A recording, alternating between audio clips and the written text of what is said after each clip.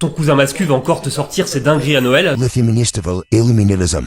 Tu pourras lui répondre ça. Non, le féminisme, c'est l'égalité entre les femmes et les hommes, pas la domination de l'un sur l'autre, ça c'est une caricature. Puis combat aussi les violences patriarcales, libère les hommes des stéréotypes, des normes virilistes qui les touchent dès l'enfance et qui peuvent parfois conduire au pire. Oh, pas d'égalité, mais un an déjà. Alors non, les hommes dominent toujours largement le pouvoir politique et économique. Les femmes gagnent encore en moyenne 22% de moins que les hommes dans le privé, ce sont elles qui bossent à temps partiel ou stoppent leur carrière pour s'occuper des enfants. Et même à temps de travail égal, leur salaire moyen reste moins élevé car elles sont surtout dans des domaines moins rémunérés, accèdent moins souvent aux postes de direction les mieux payés. C'est seulement en ayant le même taf dans la même boîte que l'écart se réduit vraiment, mais pour ça, faut qu'elle y accède. Raison qu'à choisir des métiers me payer. Ouais, sauf qu'on les oriente dès l'enfance vers ces domaines. Elles font surtout des études littéraires et paramédicales, d'infirmières ou d'aide-soignantes. D'ailleurs, t'as 65% des Français qui estiment que les stéréotypes de genre ont influencé leur orientation. Et puis ces métiers d'aide-soignante, de prof sont très utiles à la société, donc pourquoi les payer si peu? On exagère avec les violences faites aux femmes. Sur toutes les victimes de violences conjugales recensées l'an dernier, 84% sont des femmes. Pour les violences sexuelles, c'est quasi pareil. Et encore, c'est sous-estimé. Beaucoup se taisent. Par exemple, pour les violences conjugales, seulement une victime sur 6 porterait plainte. On est loin de l'exagération. Puis il faut que tu saches que parmi toutes les affaires de violences sexuelles, notamment, très peu de personnes sont condamnées par la justice.